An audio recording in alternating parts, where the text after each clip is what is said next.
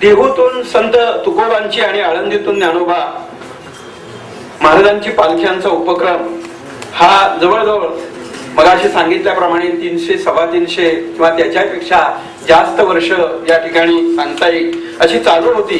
परंतु 1832 सालापासून तुकारामांच्या वंशजामध्ये मगाशी त्यांनी सांगितलं की वेगवेगळ्या प्रकारचे काही मतभेद हे निश्चितच होतात. म्हणून तेव्हापासून शिंदे घराण्यामध्ये जे सरदार हैबत बाबा हरफाळकर जे होते त्यांनी ही 1832 सालापासून ज्ञानेश्वरांची पालखी पंढरपूरला नेण्याची प्रथा आणि तीही गळ्यात अडकून नेण्याची प्रथा त्यावेळेला त्यांनी सुरू केली. परंतु नंतर पालखीचं जे विशेष व्यवस्थापन आहे किंवा त्या काळामध्ये सरदारांनी त्यांना मदत केली. विशेषतः त्या काळामध्ये जे अंकलीचे सरदार शितोळे यांनी या हरपाळकर महाराजांना एक 2-3 गोष्टी महत्वाच्या दिल्या की त्यांनी पालखी सोहळ्यासाठी जे एक जरी पटका दिला. काही उल्लेख असे आढळतात की त्यांना हत्ती दिले, 2 घोडे दिले, काही सेवेकरी दिले आणि त्या काळामध्ये शिधा देण्याची पद्धती होती तो सुद्धा शिधा देत होते. माऊलींना नैवेद्य देण्याची पद्धत त्याच वेळेपासून आजपर्यंत ती चालू आहे.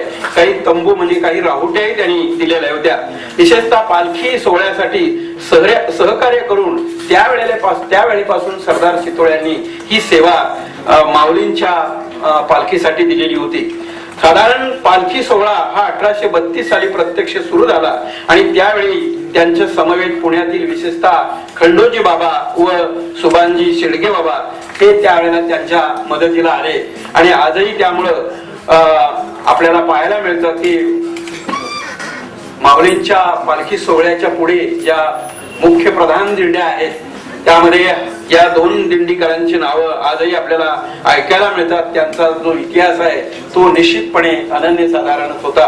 आज विशेषतः वास्करांनी त्यावेळेला काही टाळकरी दिले असा एक उल्लेख आहे. म्हणून वास्करांना सुद्धा आज मानाचा काही भाग दिला जातो.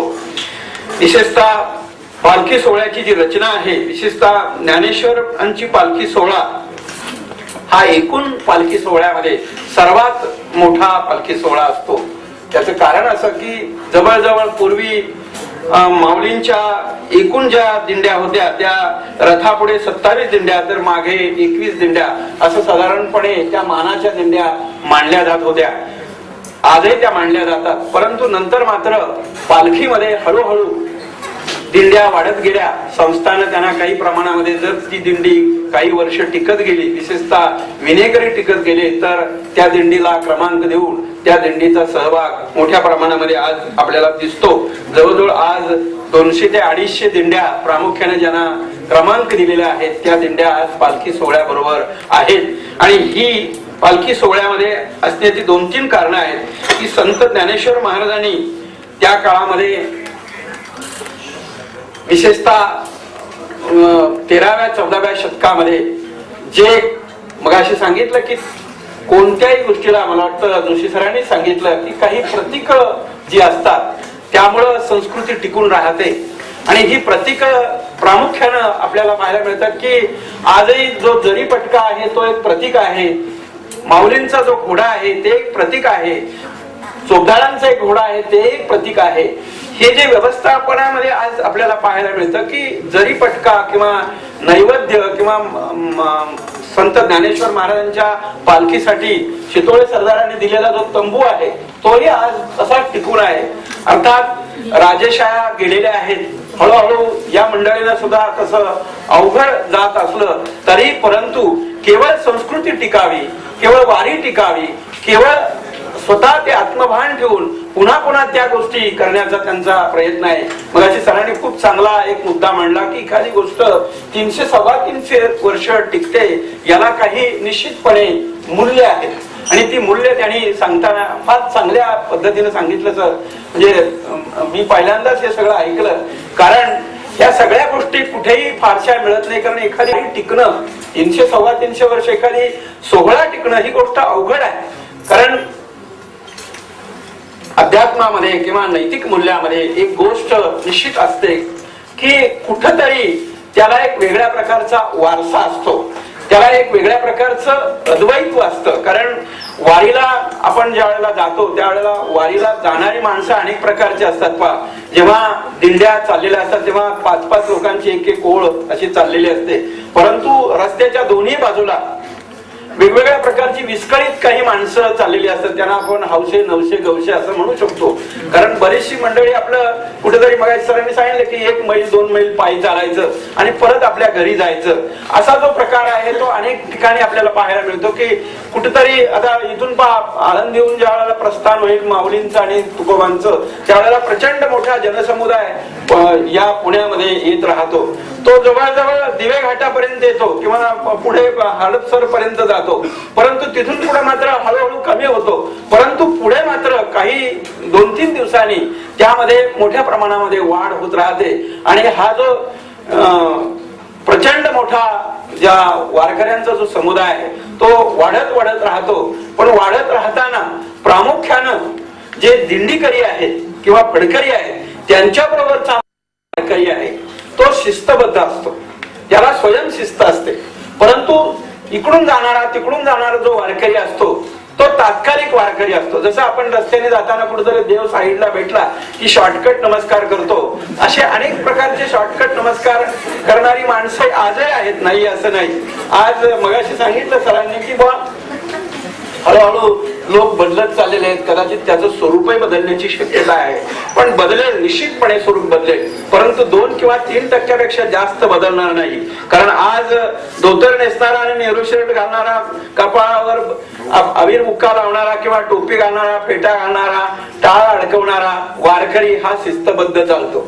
परंतु अलीकडचा वारकरी तंग पॅन्ट घालून चालतो अनेकदा, आणि कुठेतरी मग ती पडशी वगैरे काय नसते, कदाचित त्याची दुसरीच कुठली तरी बॅग असते की जी बॅग पाहून आपल्याला वाटतं हा वारकरी आहे का. परंतु काही नाही, त्याच्या मनातला जो भाव आहे अद्वैताचा तो निश्चितपणे त्याच्या अंतःकरणामध्ये असला पाहिजे, तो ओथंबला पाहिजे, तो झिरपला पाहिजे, ही गोष्ट निश्चित आहे. परंतु एक महत्वाची गोष्ट आहे की वारकरी ज्या वेळेला रस्त्याने जातो त्यावेळेला तो स्वयंशिस्तीने जातो. आणि ही स्वयंशिस्त कदाचित ती परंपरेने आलेली आहे, ती प्रथेने आलेली आहे. काही प्रमाणामध्ये दिंडीकरी काही नियम करतात आणि ते नियमही निश्चितपणे चांगले आहेत. परंतु अनेकदा काही मंडळी अगदी अल्प काळ दिंडी बरोबर थांबतात आणि इतर वेळेला कुठेतरी एखादं जेवणाची काही वाडी चालली असेल किंवा फळांचा एखादा डोंगर कुठेतरी असेल किंवा कुणीतरी ट्रकच एक आंब्याचा खाली केलेला आहे, तिथं सगळे आजूबाजूचे वारकरी तिथे जाऊन त्याच्यावर तुटून पडतात. हे मात्र प्रामुख्यानं पाहायला मिळतं आणि हे तितकंच चांगलं नाहीये. परंतु जे दिंडीमध्ये चालणारी माणसं आहेत ती मात्र निश्चितपणे एका वेगळ्या प्रकारे चालत राहतात. कोणत्या अर्थात एक महत्वाची गोष्ट आहे की जेव्हा वारी चाललेली असते आणि ज्या वेळेला वारी चालत असताना जे रथ आणि त्याच्या पाठीमाग दिंड्या आणि पुढे दिंड्या, ते त्यांची जागा मात्र कधी सोडत नाही, त्या जागेवरच ते चालतात. आणि ती शिस्त प्रामुख्यानं खूप मोठ्या प्रमाणामध्ये दिली असते. संस्थाने त्यांना स्वतंत्र क्रमांक दिल्यामुळं ती शिस्त कुठेही ती सोडत नाही. आता प्रामुख्यानं आळंदीवरून ज्या वेळेला प्रस्थान निघतं त्यातले काही जे बारकावे आहेत ते मी तुमच्या पुढे मांडतो. की माऊली एका ठिकाणी म्हणतात की माझी जीवीची पंढरपुरा नेहीन गुढी, हा जो राजा आहे देऊन जाते त्यावेळेला वारीची काही थोडीफार पूर्वतयारी म्हणून पालखी सोहळा म्हणून काही संस्थांना आणि संस्थांच्या संबंधित काही घटकांना करावी लागते. त्यामध्ये प्रत्यक्ष वारी सुरू होण्यापूर्वी किमान 2 महिने तरी संस्थांचे काही पंच आणि काही मालक किंवा चोपदार किंवा संबंधित जे मानकरी आहेत ते आळंदीहून पंढरपूरला निघतात. आणि विशेषतः ते तळ पाहणी मार्ग असतो, कारण इथनं ज्या वेळेला आपण पुण्यावरून सासवडला जातो, सासवडचा तळ पाहणं, जेजुरीला जाणं, वाल्याला जाणं, त्याच्यानंतर पुढे लोणंदला जाणं, अशी जे तळ आहेत ते सगळे तळ पाहत राहणं आणि त्या ठिकाणी तिथं जे सरपंच आहेत गावचे किंवा नगर परिषदेचे कोणी अधिकारी असतील त्यांच्याबरोबर चर्चा करणं. कारण वारी चालताना किंवा पालखी सोहळा चालताना वेगवेगळ्या प्रकारच्या अडचणी येतात. कदाचित आरोग्याच्या दृष्टीने असतील, पाण्याच्या दृष्टीने असेल, तिथं त्यांचा एक महसूल अधिकारी असतो, कदाचित एखादा मामलेदार असतो, पुरवठा अधिकारी असतो, वीज जे संदर्भामधला कोणी मनुष्य असेल त्याला तिथं बोलवलं जातं. त्याने सर्व दिंडीकरी, फडकरी आणि तत्सम जे वारीशी संबंधित आणि पालखी सोहळ्याशी संबंधित आहे या सगळ्यांना बोलवलं जातं. त्यांची मतं ऐकली जातात आणि नंतर काही गोष्टी या ठिकाणी ठरवल्या जातात. अर्थात या चैत्र एकादशीला बैठकीला विशेषतः संस्थांचे काही अधिकारी असतात, सर्व दिंडी प्रमुख असतात, चोपदार असतात आणि सोहळ्याची अगदी तिथीवार आखणी केली जाते आणि तिथीचा क्षय किंवा तिथीचा वृद्धी विचारात घेऊन आखलेले कार्यक्रम ज्ञानेश्वर महाराज संस्थान जे आहे ते समिती मार्फत किमान 1 महिना तरी आधी ते प्रकाशित होते ते पत्र आणि सर्व संबंधितांकडे ते पत्र दिलं जातं की या पद्धतीने आपली वारी होणार आहे. अर्थात काही लोक आक्षेपही घेतात बऱ्याचदा तिथीचा क्षय झाला की अनेक वेळेला मग इथं 1.5 दिवस का, इथं 1 दिवस का, इथं अर्धा दिवस का, अशा प्रकारचे अनेक प्रश्न निर्माण होतात. इतिहास या पालखी सोहळ्याला आहे. अर्थात मगाशी सरांनी एक गोष्ट खूप महत्वाची सांगितली, त्याचा आम्ही पुन्हा उच्चार करतो की कोणतेही व्यवस्थापन हे केवळ तत्व पालनावर यशस्वी होत नाही, तर ते त्याच्या उद्दिष्टावर आणि कार्यावर असणाऱ्या श्रद्धेवर ते सफल होतं. तसं ते होत नाही, कारण इथं येणारी माणसं जी आहेत त्यांना निमंत्रित केलेलं नसतं किंवा त्यांना ते काम दिलेलं नसतं. ते आपण होऊन आलेले असतात आणि त्यांच्या अंतःकरणामध्ये माऊलींच्या बद्दल किंवा तुकोबांबद्दल किंवा एकूणच संतांच्या बद्दल असणारी जी आत्मीयता आहे, या आत्मीयतेपोटी ही मंडळी येतात आणि आपण होऊन हे कामाला लागतात. त्यांना कुठल्याही प्रकारचं काम सांगितलं जात नाही.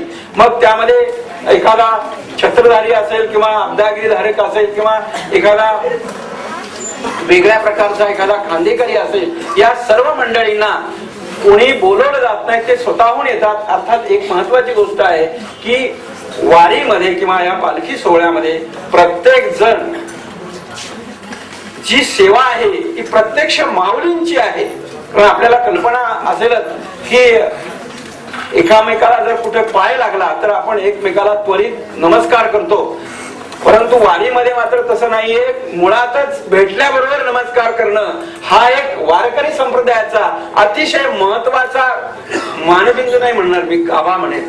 कारण त्यामध्ये एक सात्विकता असते, जो आपलेपणा असतो आणि अद्वैतपणाचा जो गाभा असतो तो त्या ठिकाणी आपल्याला पाहायला मिळतो. अर्थात एक महत्वाची गोष्ट आहे की यामध्ये ती जी श्रद्धा आहे, ती जी जिद्द आहे, ती पालखीच्या यशस्वी व्यवस्थापनाचं एक श्रेय आहे. आणि हे एकावर अवलंबून नसतं, तर अनेक माणसं त्या ठिकाणी एकत्र येतात आणि एकत्र आल्यामुळं या पालखी तळावर आल्यानंतर तर आपल्याला माहिती आहे की संध्याकाळी ज्या वेळेला पालखी एका तळावर आल्यावर सर्व पालख्या आणि सर्व दिंड्या गोल अशा रिंगणामध्ये उभ्या राहतात. महाराजांची पालखी समोर येते. अनेकदा तिथं वेगवेगळ्या प्रकारची काही भजनं होतात आणि भजनं झाल्यानंतर त्यामध्ये चोपदारानं त्याचा जो चोप आहे तो वर केल्याबरोबर त्या परिसरामध्ये अगदी निशब्द शांतता पसरली जाते. त्याचं कारण एकच आहे की तो चोप म्हणजे केवळ त्या चोपदाराचा चोप नव्हे, तर तो माऊलींचं बोट आहे किंवा माऊलींचा आदेश आहे. या आदेशानुसार सगळेजण शांत बसतात आणि जर कोणाला काही सांगायचं असेल, बोलायचं असेल, तक्रार असेल तर ते टाळ वाजवला जातो आणि त्या टाळ वाजवल्याबरोबर त्याची तक्रार तिथल्या तिथं सोडवली जाते. नसेल तर पालखीच्या तळावर जे कार्यालय आहे तिथं कार्यालयामध्ये बोलवलं जातं आणि त्यानंतर ज्ञानोबा तुकोबांची आरती होते आणि तो कार्यक्रम त्या ठिकाणी संपला जातो. अर्थात मी या ठिकाणी एवढंच म्हणेल मध्ये जो व्यवस्थापनाचा भाग आहे, तो व्यवस्थापनाचा भाग अंतःकरणातून निर्माण होणाऱ्या उर्मीतून तो व्यवस्थापनाचा भाग आहे. प्रत्येकाला असं वाटलं पाहिजे की हे माझं काम आहे आणि त्याप्रमाणे हे काम ते करत राहतात. अर्थात करण्याची भूमिका एक आत्मीयतेची असते आणि या आत्मीयतेमधूनच कदाचित हा पालखी सोहळा पंढरपूर पर्यंत जातो आणि पंढरपूर पर्यंत गेल्यानंतर प्रत्येकाला एक वेगळ्या प्रकारचा आनंद मिळतो. हा आनंद निश्चितपणे शब्दातीत आहे, शब्दात तो बसणार नाही. आणि म्हणून मी या ठिकाणी असं म्हणेल की मार्गाधारे वर्तावे, विश्व हे मोहोरे लावावे. हे वारकऱ्यांनी दिलेला जो संदेश आहे, माऊलीने दिलेला जो संदेश आहे, तो संदेश आपण सर्वांनी मनापासून पाळूया आणि त्याप्रमाणे वागूया अशी या ठिकाणी अपेक्षा व्यक्त करून मला 2 शब्द बोलण्याची संधी दिली